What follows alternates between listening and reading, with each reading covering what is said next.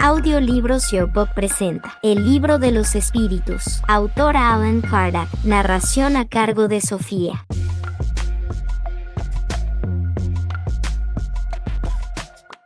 Libro tercero, capítulo 6. Quinto, ley de destrucción. Destrucción necesaria y destrucción abusiva. Plagas destructoras. Guerras. Asesinato. Crueldad. Duelo. Pena de muerte. Destrucción necesaria y destrucción abusiva. La destrucción es una ley de la naturaleza. Es necesario que todo se destruya para que renazca y se regenere. Porque lo que vosotros llamáis destrucción no es más que una transformación, cuyo objetivo es la renovación y el mejoramiento de los seres vivos. Así pues, el instinto de destrucción habría sido dado a los seres vivos con miras providenciales. Las criaturas de Dios son los instrumentos de que Él se sirve para alcanzar sus fines. Para alimentarse, los seres vivos se destruyen mutuamente y lo hacen con un doble objetivo: mantener el equilibrio en la reproducción, la cual podría volverse excesiva, y utilizar los despojos de la envoltura exterior. No obstante, lo que siempre se destruye es dicha envoltura, que solo constituye el accesorio y no la parte esencial del ser pensante. La parte esencial es el principio inteligente, que es indestructible y que se elabora en el transcurso de las diferentes metamorfosis que experimenta. Si la destrucción es necesaria para la regeneración de los seres, ¿por qué la naturaleza les provee de medios de preservación y de conservación? Lo hace a fin de que la destrucción no se produzca antes del tiempo necesario. Toda destrucción anticipada obstaculiza el desarrollo del principio inteligente. Por eso Dios ha dado a cada ser la necesidad de vivir y de reproducirse. Dado que la muerte habrá de conducirnos a una vida mejor y nos liberará de los males de esta vida, razón por la cual es más de desear que de temer. ¿Por qué el hombre siente por ella un horror instintivo? ¿Qué hace que le tenga aprensión? Lo hemos dicho, el hombre debe tratar de prolongar su vida para cumplir su tarea. Por eso Dios le ha dado el instinto de conservación, y ese instinto lo sostiene en las pruebas. De lo contrario, muy a menudo se dejaría llevar por el desaliento. La voz secreta que le hace rechazar la muerte le dice que todavía puede hacer algo por su adelanto. Cuando un peligro lo amenaza, se trata de una advertencia para que aproveche el tiempo que Dios le concede. Con todo, el ingrato suele agradecer más a su estrella que a su creador, porque, junto a los medios de conservación, la naturaleza ha puesto al mismo tiempo los agentes destructores, el remedio junto a la enfermedad. Lo hemos dicho, es para mantener el equilibrio y servir de contrapeso. La necesidad de destrucción es la misma en todos los mundos. Es proporcional al estado más o menos material de cada mundo, y cesa con un estado físico y moral más purificado. En los mundos más adelantados que el vuestro, las condiciones de vida son completamente diferentes. La necesidad de destrucción existirá siempre entre los hombres. En la tierra, la necesidad de destrucción disminuye en el hombre a medida que el espíritu predomina sobre la materia. Por eso veis que el horror a la destrucción aumenta con el desarrollo intelectual y moral. En su estado actual, ¿puede el hombre ejercer de modo ilimitado su derecho a destruir a los animales? Ese derecho está regulado por la necesidad de ocuparse de su alimentación y de su seguridad. El abuso nunca fue un derecho. ¿Qué pensar de la destrucción que cede los límites de las necesidades y de la seguridad de la casa? Por ejemplo, cuando su único objetivo es el placer de destruir, sin utilidad alguna, predominio de la bestialidad sobre la naturaleza espiritual. Toda destrucción que rebase los límites de la necesidad es una violación de la ley de Dios. Los animales solo destruyen para proveer a sus necesidades. El hombre, en cambio, que posee libre albedrío, lo hace sin necesidad. Tendrá que dar cuenta del abuso de la libertad que se le ha concedido, porque en esos casos cede a los malos instintos. Los pueblos que se ceden en el escrúpulo relativo a la destrucción de los animales poseen un mérito particular. Se ceden en un sentimiento que de por sí es loable, pero que se vuelve abusivo, y cuyo mérito es neutralizado por abusos de todo tipo. En esos pueblos hay más temor supersticioso que verdadera bondad. Plagas destructoras. ¿Con qué objetivo Dios castiga a la humanidad mediante plagas destructoras? Para hacer que adelante más rápido. ¿Acaso no hemos dicho que la destrucción es necesaria para la regeneración moral de los espíritus, que adquieren en cada nueva existencia un nuevo grado de perfección, es preciso ver el fin para evaluar los resultados. Vosotros los juzgáis solo desde un punto de vista personal, y los llamáis plagas debido al perjuicio que os ocasionan. No obstante, esos trastornos suelen ser necesarios para hacer que llegue con mayor prontitud un orden de cosas mejor, para que llegue en pocos años lo que habría demandado muchos siglos. ¿No podía Dios emplear, para el mejoramiento de la humanidad, otros medios que no fuesen las plagas destructoras? Sí, y los emplea a diario, puesto que ha dado a cada uno los medios de progresar mediante el conocimiento del bien y del mal. El hombre es quien no los aprovecha. Es preciso, pues, castigarlo en su orgullo y hacerle sentir su debilidad. Pero en medio de esas plagas el hombre de bien y el perverso sucumben por igual. ¿Es eso justo? Durante la vida, el hombre lo refiere todo a su cuerpo, pero después de la muerte piensa de otra manera. Como hemos dicho, la vida del cuerpo es insignificante. Un siglo de vuestro mundo es un relámpago en la eternidad. Por consiguiente, los padecimientos que se prolongan durante lo que vosotros denomináis algunos meses o algunos días no son nada. Se trata de una enseñanza que os será de provecho en el porvenir. Los espíritus son el mundo real, que preexiste y sobrevive a todo. Ellos son los hijos de Dios y el objeto de toda su solicitud. Los cuerpos no son más que disfraces con los cuales ellos se presentan en el mundo. En las grandes calamidades que diezman a los hombres ocurre lo que en un ejército cuyos soldados, durante la guerra, ven sus uniformes gastados, rotos o perdidos. El general se preocupa más por sus soldados que por la vestimenta de estos. Con todo, las víctimas de esas plagas, ¿dejan por eso de ser víctimas? Si se considerara la vida tal como es, y cuán insignificante es en relación con lo infinito, no se le daría tanta importancia. Esas víctimas hallarán en otra existencia una amplia compensación por sus padecimientos, si saben soportarlos sin quejarse, ya sea que la muerte sobrevenga como consecuencia de una plaga o por una causa ordinaria. Habrá que morir necesariamente cuando llegue la hora de la partida. La única diferencia consiste en que en el primer caso se marcha un gran número de personas a la vez. Si pudiéramos elevarnos con el pensamiento, de modo que con una visión de conjunto abarcásemos a la humanidad entera, esas plagas tan terribles no nos parecerían más que tormentas pasajeras en el destino del mundo. Las plagas destructoras tienen alguna utilidad desde el punto de vista físico, a pesar de los males que ocasionan. Sí, algunas veces modifican el estado de una región. No obstante, el bien que de ellas resulta solo suele ser apreciado por las generaciones futuras. Las plagas ¿no serían también para el hombre pruebas morales que lo enfrentan con las más duras necesidades? Las plagas son pruebas que proporcionan al hombre la ocasión de ejercer su inteligencia y de demostrar su paciencia y su resignación a la voluntad de Dios. Asimismo, lo ponen en condiciones de manifestar sus sentimientos de abnegación, desinterés y amor al prójimo, en caso de que no esté dominado por el egoísmo. ¿Es dado al hombre conjurar las plagas que lo afligen? Sí, en parte, aunque no como generalmente se entiende. Muchas plagas son la consecuencia de la imprevisión del hombre. A medida que éste adquiere conocimientos y experiencia, puede conjurarlas, es decir, prevenirlas, si sabe investigar sus causas. Con todo, entre los males que afligen a la humanidad los hay de un carácter general, que forman parte de los designios de la providencia, y cuyas consecuencias afectan a cada individuo en mayor o menor medida. El hombre solo puede oponerle su resignación a la voluntad de Dios. Incluso, esos males suelen agravarse por su indolencia. Entre las plagas destructoras, naturales e independientes del hombre, es preciso incluir en primer término la peste, el hambre, las inundaciones, las inclemencias del tiempo que destruyen el producto de la tierra. Pero no ha encontrado el hombre en la ciencia, en el trabajo del suelo, en el perfeccionamiento de la agricultura, en la rotación de cultivos y en las obras de riego, así como en el estudio de las condiciones higiénicas, los medios de neutralizar o por lo menos atenuar muchos desastres. Algunas regiones que otrora fueron asoladas por terribles plagas no se preservan hoy, por consiguiente, ¿que no hará el hombre a favor de su bienestar material cuando sepa sacar provecho de todos los recursos de su inteligencia? Y cuando al cuidado de su conservación personal sepa unir el sentimiento de una verdadera caridad para con sus semejantes. Guerras. ¿Cuál es la causa que lleva al hombre a la guerra? Predominio de la naturaleza animal sobre la naturaleza espiritual y satisfacción de la las pasiones. En el estado de barbarie los pueblos solo conocen el derecho del más fuerte. Por esa razón, la guerra es para ellos un estado normal. En cambio, a medida que el hombre progresa, la guerra se vuelve menos frecuente, porque él evita las causas que la provocan, y en caso de que la guerra sea necesaria, sabe humanizarla. ¿La guerra desaparecerá algún día de la tierra? Sí, cuando los hombres comprendan la justicia y practiquen la ley de Dios. Entonces, todos los pueblos serán hermanos. ¿Cuál ha sido el objetivo de la providencia al hacer que la guerra sea necesaria? La libertad y el progreso. Si la finalidad de la guerra es alcanzar la libertad, ¿cómo se explica que a menudo tenga por objetivo y por resultado la esclavitud? Esclavitud momentánea para cansar a los pueblos, a fin de que lleguen más rápido a la libertad. ¿Qué pensar del que provoca la guerra en su propio beneficio? Ese es el verdadero culpable. Necesitará muchas existencias para expiar todos los asesinatos que causó, porque responderá por cada hombre cuya muerte haya causado para satisfacer su ambición. Asesinato. ¿El asesinato es un crimen ante Dios? Sí, un gran crimen, porque el que le quita la vida a su semejante trunca una vida de expiación o de misión, y en eso reside el mal. En el asesinato siempre existe el mismo grado de culpabilidad. Ya lo hemos dicho, Dios es justo. Juzga la intención más que el hecho. ¿Disculpa a Dios por el asesinato cometido en legítima defensa? Solo la necesidad puede disculparlo. No obstante, si se puede preservar la propia vida sin atentar contra la del agresor, se debe hacerlo. ¿El hombre es culpable de los asesinatos que comete durante la guerra? No, cuando está obligado a ello por la fuerza, pero eso no quita que sea culpable de las crueldades que comete. En cambio, su compasión le será tomada en cuenta. Ante Dios, ¿quién es más culpable, el parricida o el infanticida? Ambos lo son por igual, pues todo crimen es un crimen. ¿A qué se debe que en determinados pueblos, ya adelantados desde el punto de vista intelectual, el infanticidio forme parte de las costumbres y esté consagrado por la legislación? El desarrollo intelectual no implica la necesidad del bien. Un espíritu superior en inteligencia puede ser malvado. Es el caso del que ha vivido mucho sin mejorar. Solamente sabe. Crueldad. ¿Se puede relacionar el sentimiento de crueldad con el instinto de destrucción? Es el instinto de destrucción en lo que tiene de peor, porque si la destrucción es a veces una necesidad, la crueldad nunca lo es. Siempre resulta de una naturaleza mala. ¿A qué se debe que la crueldad sea el carácter dominante de los pueblos primitivos? En los pueblos primitivos, como tú los llamas, la materia prevalece sobre el espíritu. Esos pueblos se entregan a los instintos de los irracionales, y como no tienen otras necesidades más que las de la vida del cuerpo, solo piensan en su conservación personal. Es eso lo que generalmente los torna crueles. Además, los pueblos cuyo desarrollo es imperfecto se encuentran bajo el dominio de espíritus igualmente imperfectos, con los que simpatizan, hasta que otros pueblos más adelantados vienen a destruir o debilitar esa influencia. ¿La crueldad no deriva de la ausencia de sentido moral? Di que el sentido moral no está desarrollado, pero no digas que está ausente, pues existe en principio en todos los hombres. Ese sentido moral es el que más tarde hace de ellos seres buenos y humanitarios. Existe, pues, en el salvaje, pero como el principio del perfume, que está en el germen de la flor antes de que ésta se abra. Todas las facultades existen en el hombre en estado rudimentario o latente. Se desarrollan según las circunstancias les resulten más o menos favorables. El desarrollo excesivo de algunas detiene o neutraliza el de otras. La sobreexcitación de los instintos materiales sofoca, por decirlo así, el sentido moral, así como el desarrollo del sentido moral debilita poco a poco las facultades puramente animales. ¿Cómo se explica que en el seno de la civilización más adelantada a veces se encuentren seres tan crueles como los salvajes? Del mismo modo que en un árbol cargado de buenos frutos encontramos algunos que se han malogrado. Esos seres son, si así lo quieres, salvajes que de la civilización solo tienen la apariencia, son lobos perdidos en medio de las ovejas. Espíritus de un orden inferior y muy atrasados pueden encarnar entre los hombres adelantados, con la esperanza de adelantar ellos mismos. No obstante, si la prueba es demasiado pesada, la naturaleza primitiva predomina. La sociedad de los hombres de bien será algún día expurgada de los seres malhechores. La humanidad progresa. Esos hombres dominados por el instinto del mal y que están fuera de lugar entre las personas de bien, desaparecerán poco a poco, así como el mal grano bueno se separa del bueno cuando pasan por la criba, pero para renacer con otra envoltura. Entonces, como tendrán más experiencia, comprenderán mejor el bien y el mal. Tienes un ejemplo de ello en las plantas y los animales que el hombre ha sabido perfeccionar, desarrollando en ellos cualidades nuevas. Pues bien, solo después de muchas generaciones el perfeccionamiento es completo. Es la imagen de las diversas existencias del hombre. Duelo. ¿El duelo puede ser considerado un caso de legítima defensa? No, es un asesinato y una costumbre absurda, digna de bárbaros. Con una civilización más adelantada y más moral, el hombre comprenderá que el duelo es tan ridículo como los combates que antaño se consideraban juicios de Dios. El duelo puede ser considerado un asesinato por parte de aquel que, conociendo su propia debilidad, está casi seguro de sucumbir. Es un suicidio, y cuando las posibilidades son iguales, es un asesinato o un suicidio. Es lo uno y lo otro. En todos los casos, incluso en aquel en que las posibilidades son iguales, el duelista es culpable. Primero, porque atenta fríamente y con un propósito deliberado contra la vida de su semejante. Segundo, porque expone su propia vida inútilmente y sin provecho para nadie. ¿Cuál es el valor de lo que se denomina pundonor en materia de duelo? El orgullo y la vanidad, dos llagas de la humanidad. Sin embargo, no hay casos en los que el honor se encuentra realmente comprometido, de modo que rehusar el duelo sería una cobardía. Eso depende de los usos y las costumbres. Cada país y cada siglo tienen al respecto una manera de ver distinta. Cuando los hombres sean mejores y estén más adelantados en lo moral, comprenderán que el verdadero pundonor está por encima de las pasiones terrenales, y que no es matando o dejándose matar como se repara un agravio. Hay más grandeza y verdadero honor en reconocerse culpable si se cometió un error, o en perdonar si se tiene razón, así como en despreciar en todos los casos los insultos que no pueden alcanzarnos. Pena de muerte. ¿La pena de muerte desaparecerá algún día de la legislación humana? Es indudable que la pena de muerte desaparecerá, y su supresión señalará un progreso en la humanidad. Cuando los hombres estén más instruidos, la pena de muerte será abolida por completo en la tierra. Los hombres ya no tendrán necesidad de ser juzgados por los hombres. Me refiero a una época que aún está bastante lejana de vosotros. Sin duda, el progreso social todavía deja mucho que desear.